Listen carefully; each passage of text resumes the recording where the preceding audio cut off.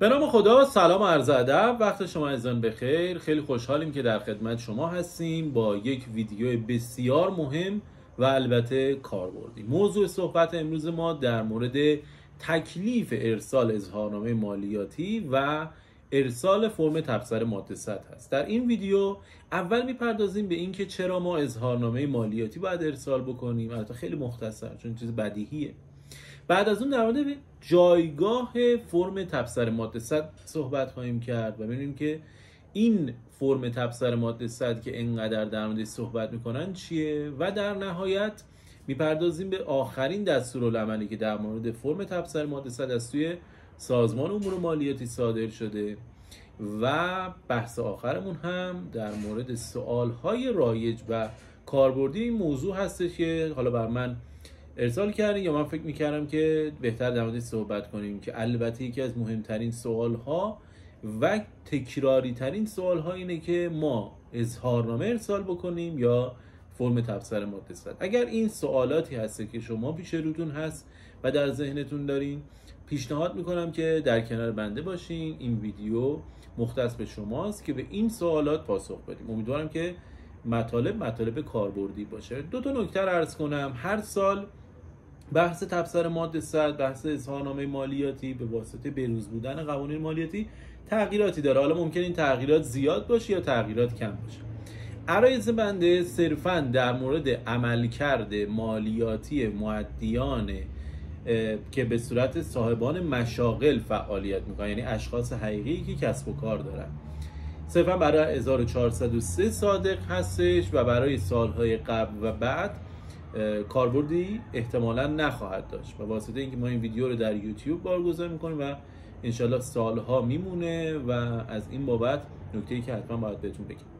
نکته دیگه اینه که اگر سوالی ابهامی دارین، پیشنهاد میکنم که در قسمت کامنت ها حتما بفرمایید. من البته سعی کردم که سوالات متداول رو شناسایی کنم و اینا رو عرض کنم، اما بالاخره ممکنه که یک سوالی شما داشته باشین و جزو موضوعات نباشه و بر همین اساس اگر در قسمت کامنت ها سوال رو بپرسین، من در خدمت شما هستم و پاسخگوی شما انشالله خواهم بود. خب دیگه بیشتر از این زمان رو تلف نمی کنیم، کلیات رو رد میشیم ازش و میپردازیم به اصل موضوع. ببین، من خیلی ساده بخوام تکلیف ارسال اظهارنامه مالیاتی رو خدمتتون عرض کنم و از نقطه صفر شروع کنیم بریم جلوتر، باید اینو عرض کنم که طبق قانون هر شخصی که درآمدی به دست میاره اولا باید اظهارنامه مالیاتی رو ارسال بکنه، ثانیا دفاتر و اسناد مدارک رو تهیه بکنه و نگهداری بکنه و در پایان مالیات خودش رو پرداخت بکنه. پس این عمده تکلیفیه که یک مؤدی مالیاتی خواهد داشت، حالا چه این شخص حقیقی باشه چه شخص حقوقی. حالا در مورد شخص حقیقی این ویدیو ما هست، نه در مورد شخص حقوقی. شخص حقیقی که به عنوان یک صاحب حرف مشاغل داره فعالیت میکنه، یعنی من امید یاهویی که وکیل دادگستری هستم، یا من امید یاهویی که سوپرمارکت دارم، یا من امید یاهویی که رستوران دارم یا گل فروشی دارم، هر چیزی به عنوان یک صاحب حرف و شغل دارم فعالیت میکنم. پس چه اشخاصی از دایره این موضوع خارج میشن؟ چه اشخاصی نیاز ارسال اظهارنامه داشته باشن؟ اشخاصی که اصلا صاحب شغلی نیستن، بازنشسته هستن یا بیکارن، یا اینکه کارمند هستن، حقوق بگیر هستن. اشخاصی که حقوق بگیر هستن نه نیاز به ارسال اظهارنامه دارن، نه فرم تبصره ماده 100، نه امثال. پس شخصی که داره برای خودش درآمدی به دست میاره این وضعیت رو داره، فریلنسر، دلال، هر شغلی که حالا مصادیقش میتونه متعدد باشه و زیاد مهم نیست، اینه که شخصی تحت اوامر شخص دیگه ای نیست و داره برای خودش کسب و کار میکنه و درآمد داره. این شخص باید اظهارنامه خودش رو ارسال بکنه. حکم قانونیه، تکلیف قانونیه. اگر این اتفاق نیفته چی میشه؟ مجموعه ای از جرائم، مثل اینکه 30% از مالیات که شما کتمان کردین رو به عنوان جریمه ازتون میگیرن، ماهانه 2.5% جریمه میشین و مشوق هایی که از بین میره، معافیت هایی که از بین میره. با این موضوع کاری نداریم، اما عدم ارسال اظهارنامه مالیاتی یک سری عقوبت هایی برای شما خواهد داشت. پیشنهاد میکنیم که همیشه ارسال اظهارنامه مالیاتی رو در دستور کار خودتون قرار بدید. به ویژه در مورد صاحبان مشاغل. ببینید به صورت کلی سازمان امور مالیاتی مؤدیان با اهمیتش صاحبان مشاغل آنچنان نیستن. شخصی که مغازه داره، یعنی مثلا تعمیرگاه ماشین داره، تعمیرگاه خودرو داره یا یه گوشی فروشه، اینا بالاخره هرچند درآمد مالیاتی برای سازمان امور مالیاتی و دولت خواهد داشت، اما آنچنان اهمیتی برای سازمان نداره که بخواد مأمورین خودش رو و حسابرسان محترم مالیاتی رو به نحوی درگیر این پرونده ها بکنه که عملاً در نهایت مالیات آنچنانی عایدش نمیشه. بهتره که این انرژی رو برای شرکت ها، برای مؤدیان بزرگ قرار بده. پس در همین راستا سازمان امور مالیاتی میاد میگه آقای مؤدی مالیاتی صاحب مشاغل که درآمد آنچنانی هم نداری که من بخوام یه مأمورم رو به صورت مستقیم بذارم براتون، تو بیا یه مالیاتی رو با هم به توافق برسیم، یه اظهارنامه ارسال کن یا ما یه مالیاتی به توافق برسیم، پرونده مالیاتی تو بابت این سال بسته بشه. حالا ممکنه که شما هیچ مالیاتی پرداخت نکنید یا نه یه مالیاتی حالا جزئی پرداخت کنید، 2 میلیون، 10 میلیون، 100 میلیون، هر چه. در همین راستا بالاخص از سال گذشته سازمان امور مالیاتی اومده تکالیف مالیاتی رو برای صاحبان مشاغل خیلی ساده کرده. از قدیم که بحث فرم تبصره ماده 100 بود که کلا ساده بود، حالا یه ذره اظهارنامه پیچیده شده. الان در سال گذشته و امسال، یعنی برای عمل کرده 1402 و 1403 که امسال داریم در مورد 1403 صحبت میکنیم، یک اظهارنامه برآوردی تعیین کرده که واقعا کار مؤدی رو راحت کرده. حرف سازمان امور مالیاتی در یک کلام اینه: بیا یه جوری با هم به توافق برسیم، صاحبان مشاغل، صاحب حرف، نمیخوام زیاد با هم درگیری داشته باشیم، من سازمان امور مالیاتی انرژیم رو باید جای دیگه‌ای صرف بکنم، من الان بخوام با تو درگیر بشم سر مالیات، اتفاقی که برام میفته اتفاق چندان مناسبی نیست و من انرژیم برای مطالبه مالیات از شرکت‌های بزرگ گرفته میشه، پس من نیروهام رو اونجا اختصاص میدم. در خصوص تکالیف مالیاتی صحبت کردیم و گفتیم که باید هر شخصی که درآمدی داره ارسال اظهارنامه رو داشته باشه. همینجا من به یک سوالی پاسخ بدم: من درآمدی در سال گذشته نداشتم، الان باید اظهارنامه ارسال بکنم؟ خیر، نیاز به ارسال اظهارنامه مالیاتی نیست. یعنی اظهارنامه مساوی با درآمد. اگر من درآمدی نداشتم برای چی باید اظهارنامه رد کنم؟ پس این رو حتما در ذهنتون داشته باشید، الزامی به ارسال اظهارنامه نیست. البته داخل پرانتز عرض بکنم که الان با توجه به پایگاه جامعه اطلاعاتی که سازمان امور مالیاتی داره، خودش تا حدودی متوجه میشه که عرضم به این موضوع دقت کنین، تا حدودی، نه بگین که حالا من درآمدی نداشتم الان سازمان مالیاتی از من مطالبه کنه، نه، تا حدودی متوجه میشه که این بنده خدا درآمدی نداشته که الان بخواد مالیاتی بابتش پرداخت بکنه. پس همین رو میاد فرم تبصره ماده 100 صفر به شما اعلام میکنه یا اظهارنامه پیش‌فرض صفر اعلام میکنه. اما به صورت تئوری و کلی بخوایم پاسخ بدیم، شخصی که درآمدی نداشته اظهارنامه‌ای هم نیاز نیست ارسال بکنه. حالا من یه مقدار چون مخاطبانم ممکنه وکلا و حقوقدانان همکاران محترم باشن، یه مثال هم در مورد این عزیزان میزنم.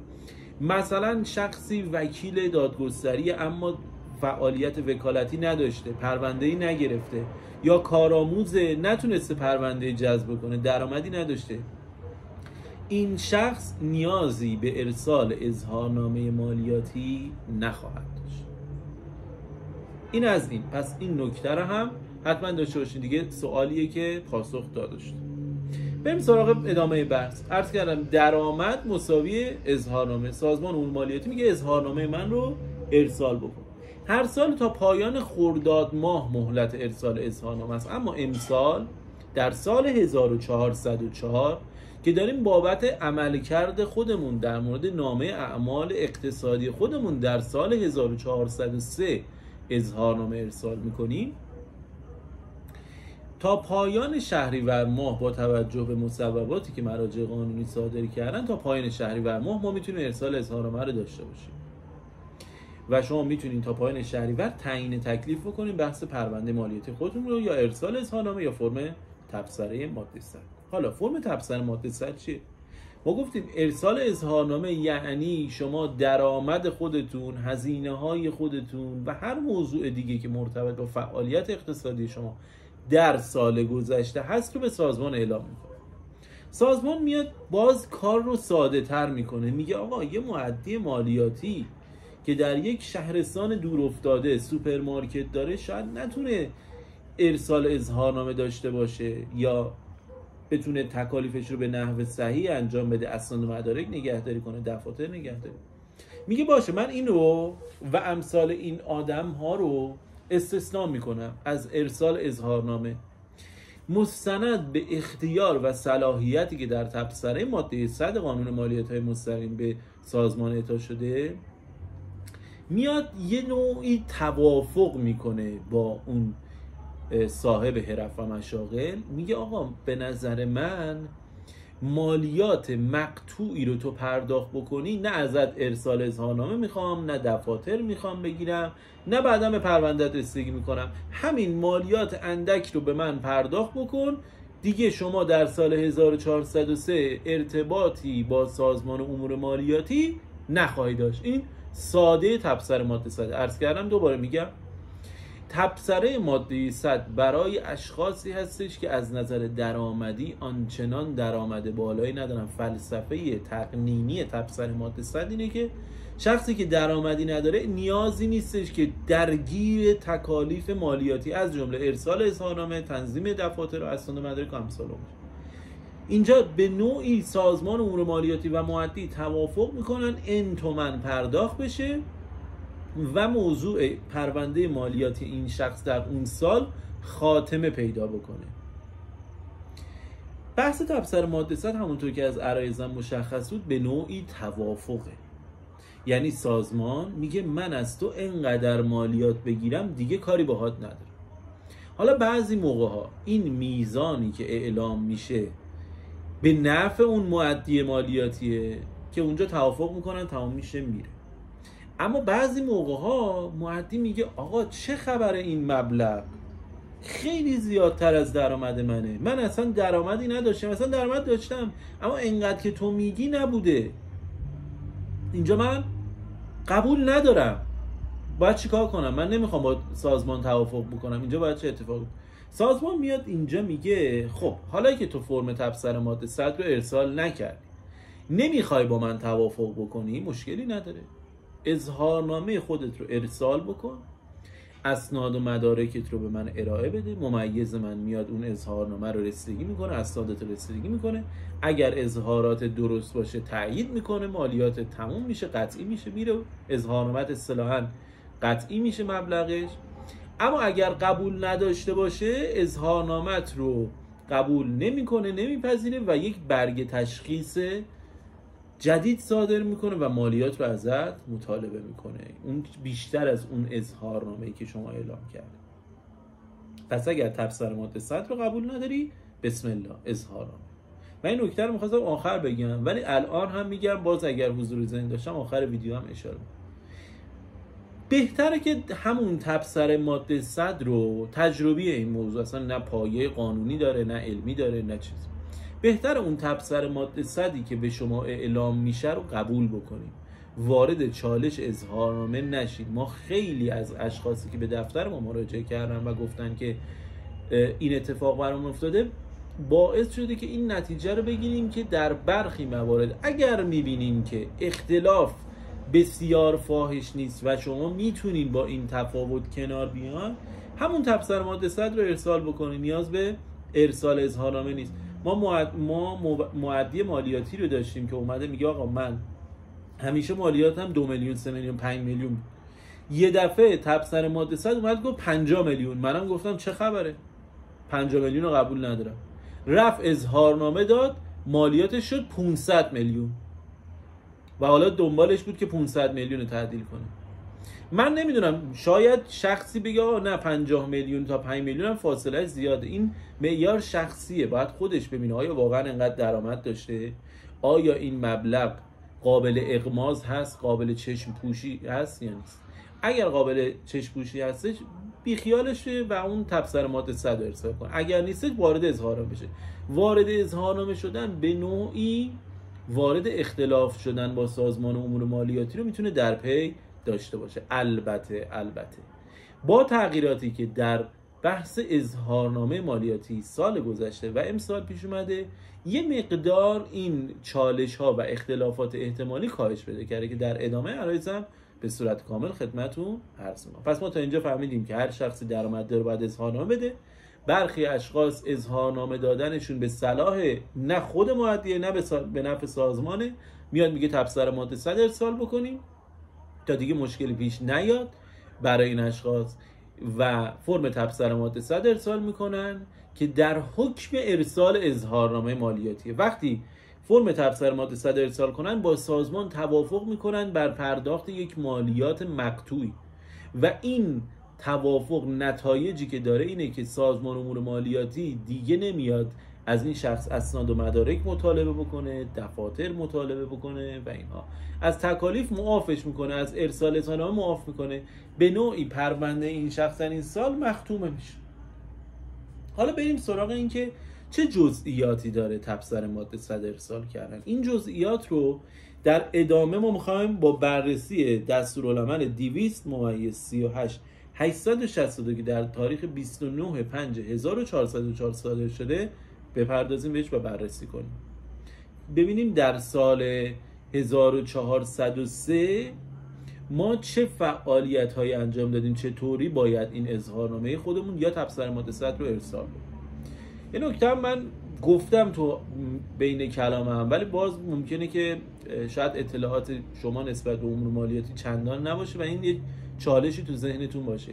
ببینید ما در هر سال بابت سال گذشته خودمونی که ارسال اظهارنامه یا فرم تبصره ماده 100 داریم. مثلا من در سال 99 بابت سال 98 خودم ارسال اظهارنامه دارم، در سال 1402 بابت 1401 و قص الهاز. بریم سراغ بحث. در سال 1400 بابت پرونده، اینطوری بگم، بابت پرونده مالیاتی، بابت عملکرد مالیاتی شما در سال 1403 سازمان امور مالیاتی طبق این دستورالعمل گفته اگر شما پایین تر از 21 میلیارد و 600 میلیون تومان درآمد داشتین مجاز به ارسال فرم تبصره ماده 100 است. یعنی قاعده اینه که باید شما اظهارنامه ارسال بکنید، اما اگر کمتر از 21 میلیارد و 600 میلیون تومان درآمد داری سازمان میتونه این اختیار رو قرار بده که یک مالیاتی توافق بکنین، موضوع رو ببندیم بره. اما چه اشخاصی میتونن از این تبصره ماده 100 استفاده کنن؟ شرط اولش اینه که کمتر از 21 میلیارد و 600 فروش داشته باشه. اگر مشارکت مدنی هست این مبلغ دوبله میشه. و نکته دیگه این که ممکنه که شما کمتر از این میزان فروش داشتین، درآمد داشتین، اما سازمان امور مالیاتی بنا به هر دلیلی فرم تبصره ماده 100 رو برای شما بارگذاری نمیکنه. در سامانه شما وقتی سامانه مای تکسات جیویداتای آر ملاحظه میکنید میبینید که فرم تبصره ماده 100 برای شما بارگذاری نشده، امکان ارسال فرم نیست. در اینجا سازمان میگه آقا من با این شخص اصلا نمیخوام توافق بکنم، میخوام برم توی بحث اظهارنامه. چه اشخاصی هستند؟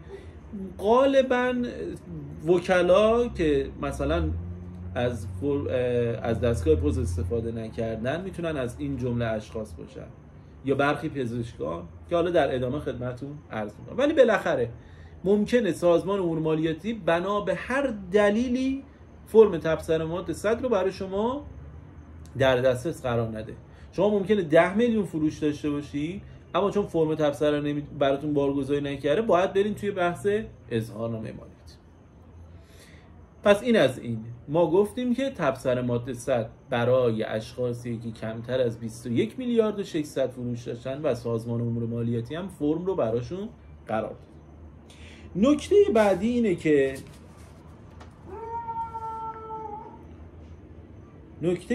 اینه که با توجه به بخشنامه‌ای که من عذرخواهی می‌کنم بابت صدای آلودگی صوتی که این سگ داره، نکته‌ای که هستش اینه که سازمان امور مالیاتی با این دستورالعملی که داده، با این مبلغی که در قانون بودجه مشخص شده، به نوعی داره میگه بخش قابل توجهی رو من فرم تبصره ماده 100 براش بارگذاری میکنم. یعنی شما به عنوان یک مؤدی مالیاتی به احتمال زیاد میتونین از ظرفیت فرم تبصره ماده 100 استفاده بکنین و از این بابت هیچ نگرانی نداشته باشین. فرم تبصره ماده 100 به این شکله که وقتی شما در سایت سازمان وارد میشین، که حالا انشالله ویدیوش هم بارگذاری خواهم کرد در کانال یوتیوب برای ملاحظه، وقتی که شما وارد فرم تبصره ماده 100 میشین، تقاضا میدین که بله من میخوام از ظرفیت تبصره ماده 100 استفاده بکنم. سازمان میگه با توجه به اطلاعاتی که من ازت دارم، که این اطلاعات میتونه از سامانه جامع اطلاعات مالی سازمان باشه که مهمترینش همون سامانه 169، با استفاده از این اطلاعات یا اطلاعات حساب‌های بانکی خودتون میتونه از این دوتا استفاده کنید. بر اساس این دوتا منبع اطلاعاتی سازمان امور مالیاتی میگه آقا از نظر من درآمد تو در این سال به نحوی بوده که انقدر مالیات پرداخت باید بکنی.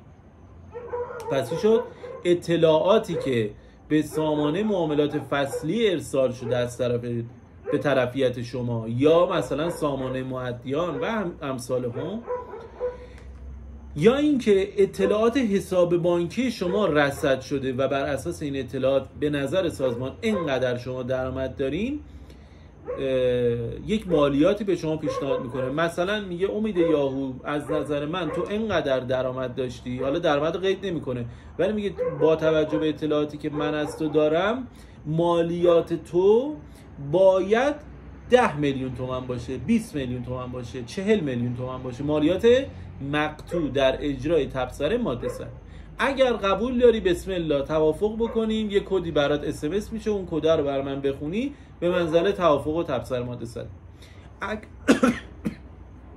اگر قبول نداری که برو اظهارنامه ارسال کن.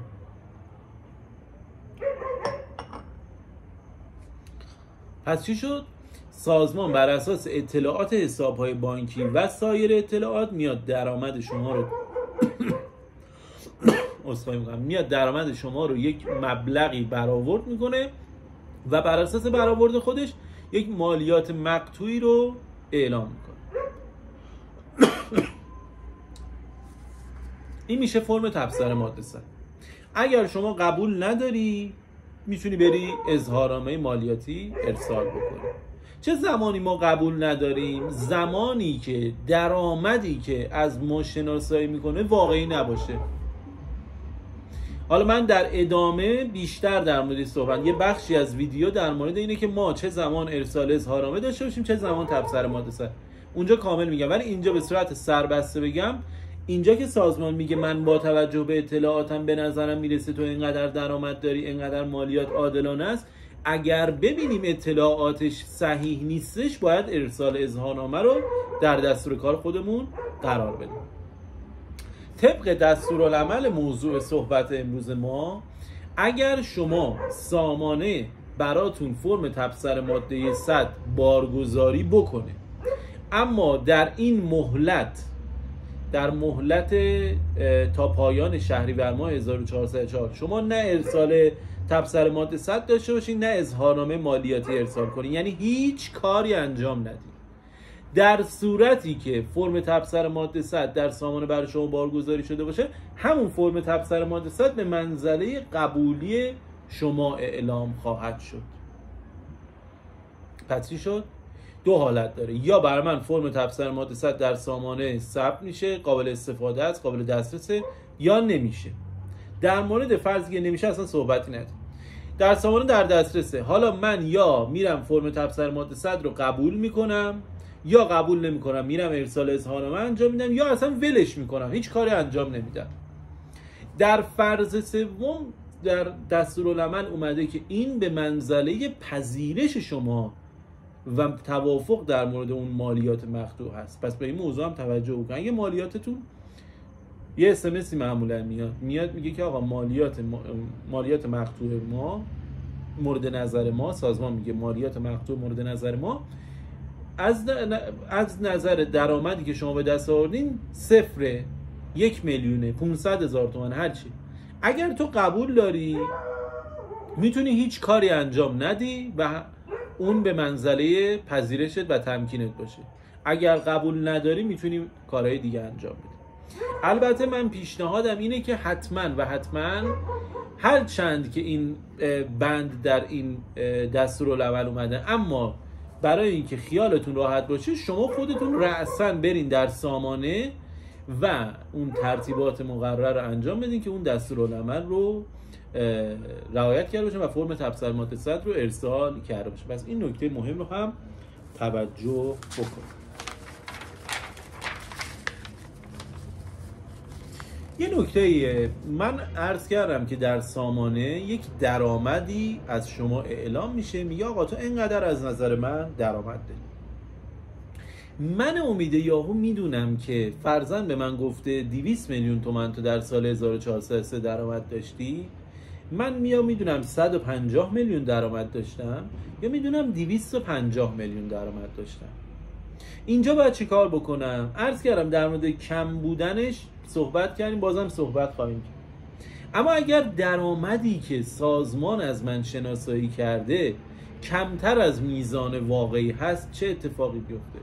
پیشنهاد میشه که درآمد واقعی خودتون رو اعلام بکنید. یعنی سازمان میگه تو 200 تومان از نظر من درآمد داشتی، اما من میدونم 300 تومان درآمد داشتم. باشه، اون عدد 300 رو درج میکنم در سامانه خودکار بروز میشه، مالیات من رو فرضاً از 7 میلیون تومان میکنه 9 میلیون تومان فرضی و دیگه موضوع تموم میشه میره. اما اگر من این کار رو انجام ندم چه اتفاقی میفته؟ با توجه به این دستورالعمل ما باید دسته‌بندی کنیم. اگر مبلغی که تعیین شده کمتر از، اگر مبلغ کتمان شده، بذار من فرض بارگی بهتون بگم که راحت‌تر موضوع متوجه شید. درآمد من 100 میلیون تومان از توی سازمان امور مالیاتی شناسایی شده، اما درآمد واقعی من مثلا 120 میلیون تومان، مثلا نه بهتر با توجه به 110 میلیون تومان درآمد واقعی من 110 میلیون تومان. سازمان چقدر شناسایی کرده؟ 100 میلیون. در این بخشنامه گفته شده اگر کمتر از 15% باشه اصلا موضوع قابل بحثی نیست و ولش میکنیم. اصطلاحا خیلی ساده بخوام بهتون میگم، سازمان حلال میکنه کمتر از 15% باشه. یعنی درآمد من، درآمد اعلامی که سازمان از من پیدا کرده 100 تومانه، من 110 تومان فروش داشتم. میبینیم 15% کمتر. سازمان میگه خب اب نداره، اونم نوش جونت. اما اگر بیشتر از 15% باشه چی؟ در صورتی که بعداً سازمان شناسایی کنه که بله درآمدی که سازمان در سامانه اعلام کرده 100 بوده، اما اتفاقی که افتاده این بوده که درآمد واقعی شما 300 بوده، یعنی بیشتر از 3 برابر بوده، 15% رو رد کرد. اینجا سازمان امور مالیاتی میاد مابع تفاوت این، در صورتی که شناسایی بکنه دیگه، اگر بعدا متوجه باشه که آقا یک کتمان درآمد اینجا شکل گرفته، اینجا میاد مابع تفاوت از شما مطالبه میکنه و نکته بسیار مهم اینه که هیچ جریمه ای از شما دریافت نمیکنه، فقط مابع تفاوت مالیات رو از شما مطالبه خواهد کرد. حالت سوم چیه؟ سازمان به من گفته که تو درآمدت 100 میلیون تومانه، اما من درآمدم بیشتر از 21 میلیارد و 600 میلیون تومان بوده. درآمدم از این سقف ارسال تبصره ماده 100 بالاتر بوده. سازمان گفت از 0 تومن تا 21 میلیارد و 600 میتونه تبصره ماده 100 بده، اما من درآمدم 22 میلیارد تومن بوده. سازمان هر چقدر اعلام کرده باشه به تو و تو کتمان کرده باشی و واقعیت رو نگفته باشی که آقا من اصلا، یعنی سازمان میگه که تو خودت بگو که در داخل این تبصره ماده 100 در داخل ضوابط و چارچوب تبصره ماده 100 قرار نمیگیری، حتی اگر من به اشتباه گفتم تو خودت بگو که بعدا بری ارسال اظهارنامه رو انجام بدی. اگر این کار رو نکنی و بیشتر از 21 میلیارد و 600 درآمد داشته باشی، اتفاقی که میفته اینه که اون فرمی که شما به عنوان فرم تبصره ماده 100 ارسال کردین از نظر سازمان امور مالیاتی اصلا مورد پذیرش قرار نمیگیره که حالا این خوبشه. بعد بینانه ترین ها، یعنی بدترین اتفاقی که برای شما میفته اینه که اساسا به منزله عدم ارسال اظهارنامه شما رو میگیرن و میگن که آقا این طرف اصلا ارسال اظهارنامه انجام نداده، چون ما گفتیم تا 21 میلیارد و 600 میتونه تبصره ماده 100 ارسال کنه، تو بیشتر از 21 میلیارد و 600 درآمد داشتی. وقتی 21 میلیارد و 600 بیشتر درآمد داشتی، اصلا تو خودت نباید میومدی تبصره ماده 100 رد کنی، باید میرفتی اظهارنامه ارسال می‌کردی. در این فرض به عنوان کتمان درآمد از شما هم 30% میگیرن، هم جریمه های دیگر میگیرن، معافیت، انگار که اصلا شما ارسال اظهارنامه انجام ندادین.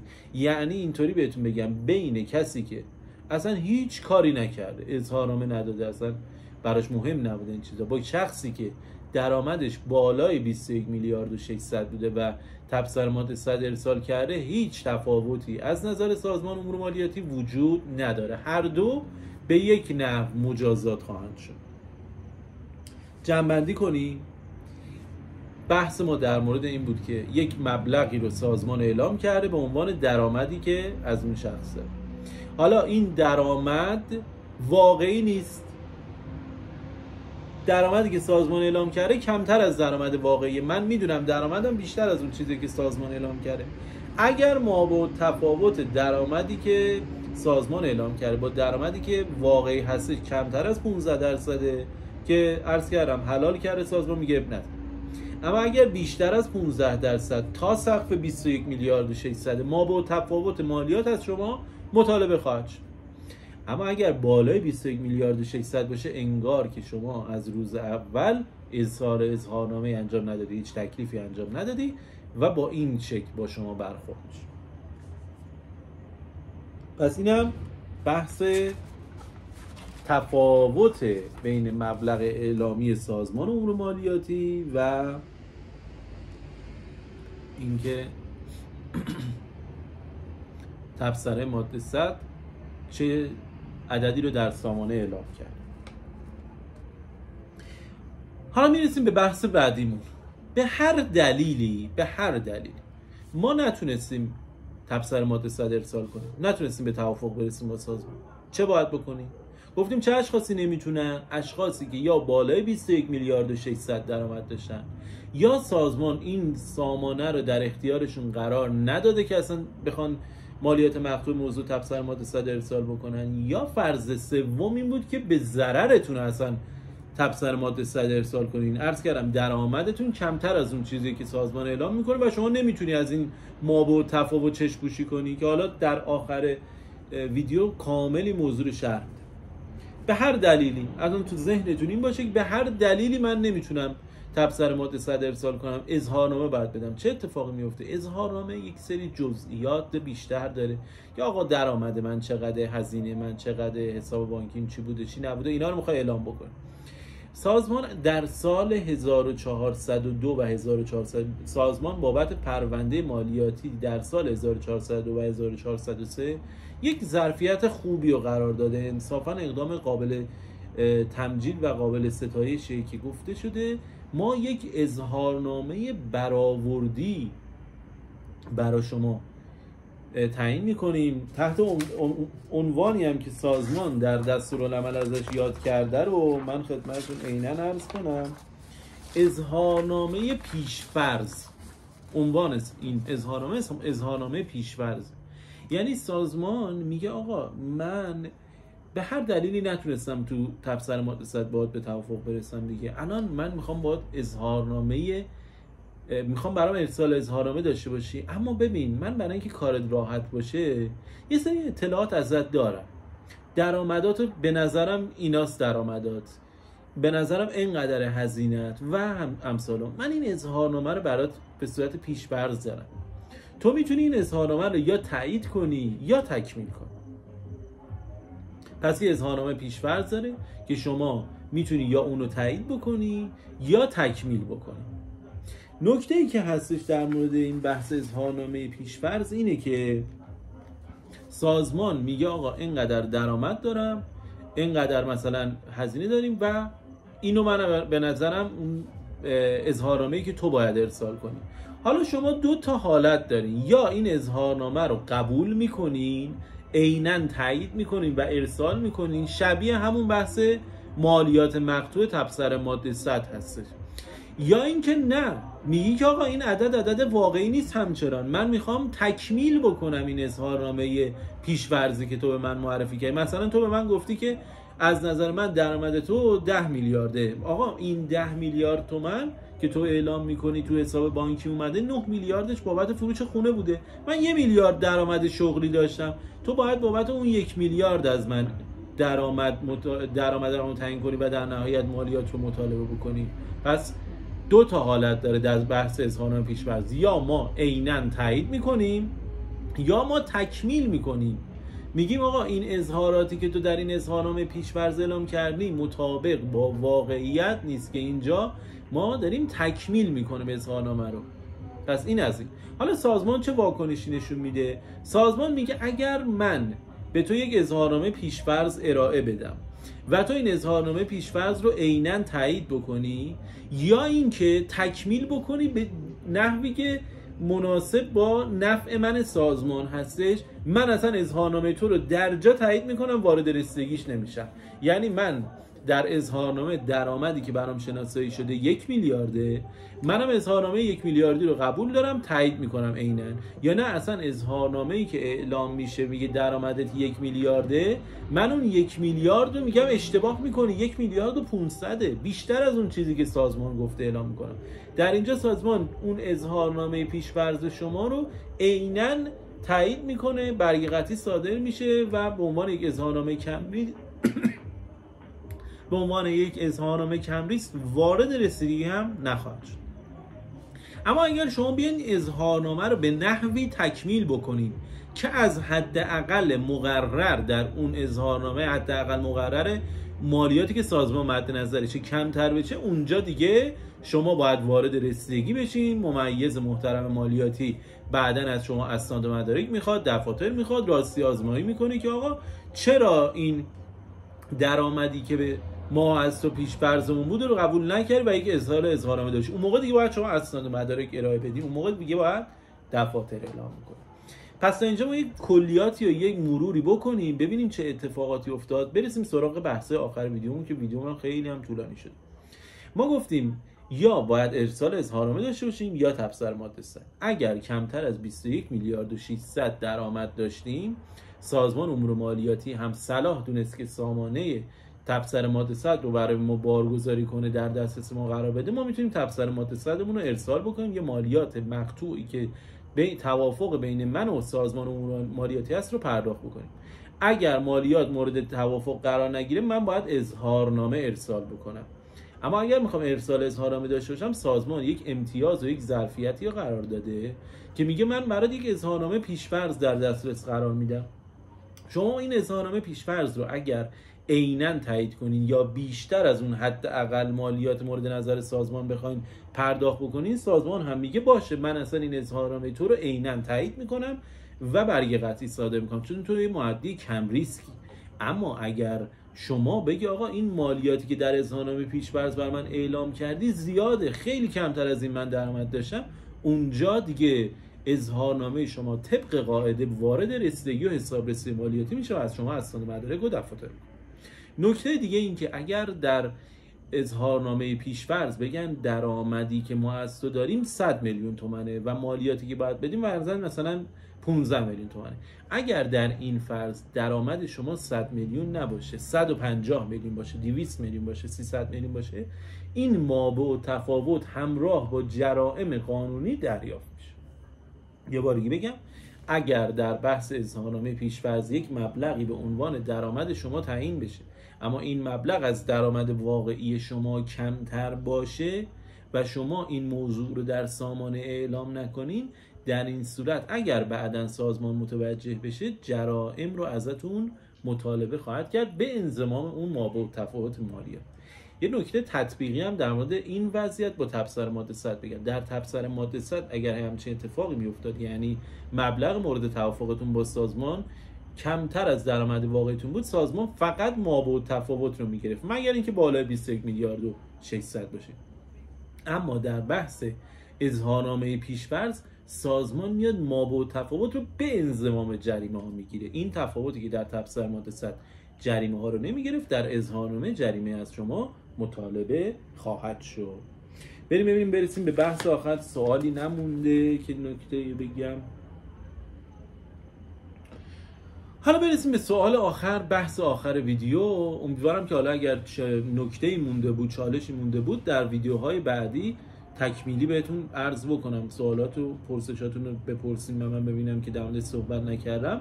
بله، حتما یک ویدیوهای تکمیلی هم خواهم گذاشت. سوالی که پیش میاد اینه که من چه زمان ارسال اظهارنامه داشته باشم، چه زمان فرم تبصره ماده 100. به صورت کلی ترجیح شما بر این باشه که فرم تبصره ماده 100 رو ارسال کنین که بعدا نه نیاز به نگهداری دفاتر و اسناد مدارک داشته باشین، نه تکلیف نسبتاً سنگین ارسال اظهارنامه رو داشته باشین، نه بعداً خطر رسیدگی مالیاتی به پرونده‌تون داشته باشین. پس این 3 تا امتیاز داره. البته داخل پرانتز بگم ممکنه فرم تبصره ماده 100 برای شما بارگذاری بشه و شما کتمان درآمد بسیار قابل توجهی داشته باشین که سازمان متوجه این موضوع بشه. این که فرم تبصره ماده 100 ارسال کنین مانع از رسیدگی بعدن سازمان به پرونده شما نخواهد بود. اما عرض من اینه، در فرض ما قاعده رو میذاریم که کتمان درآمد شما انجام نمیدین، که انشالله هم همین باشه.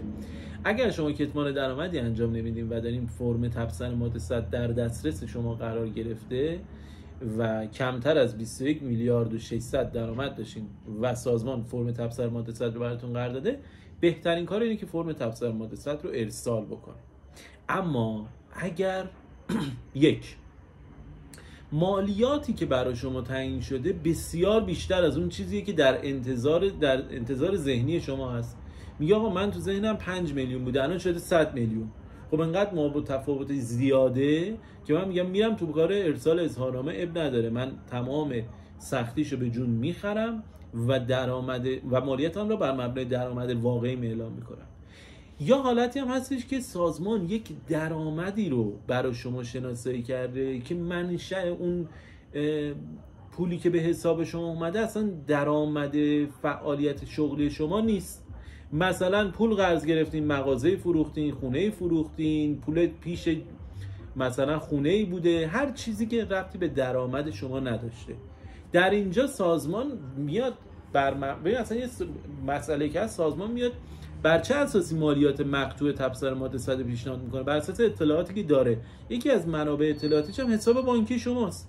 وقتی در حساب بانکی شما یه دفعه میبینید 40 میلیارد ورودی داشتی، میگه آقا پس 40 میلیارد درآمدشه. حالا کاری نداریم این درسته یا غلطه، کاری نداریم، رویه 40 میلیارد رو میذاره برای درآمد شما. ولی اگر شما بگی آقا این 40 میلیارد تومان فروش خونه بوده، فروش مغازه بوده، فروش ماشین بوده و امثال هم، اینجا اصلا به صلاح نیستش که شما تبصره ماده 100 بدید.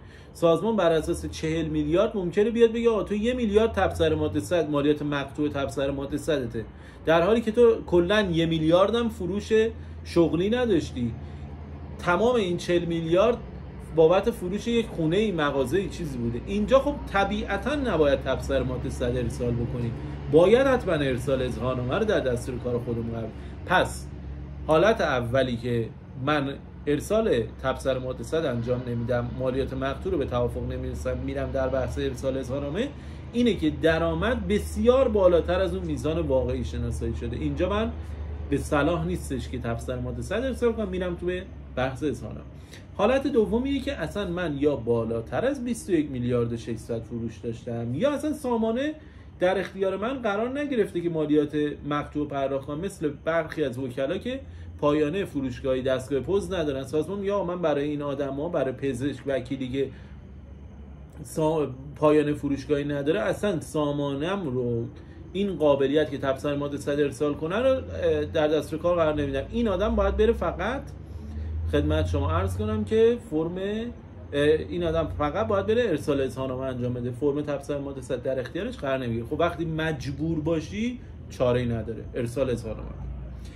فرض سوم و آخری که ما پیشنهاد میکنیم تبصره ماده 100 ارسال نکنید و اظهارنامه بدین، حالتیه که شما میخواین از مشوق‌ها و امتیازات مالیاتی استفاده کنید.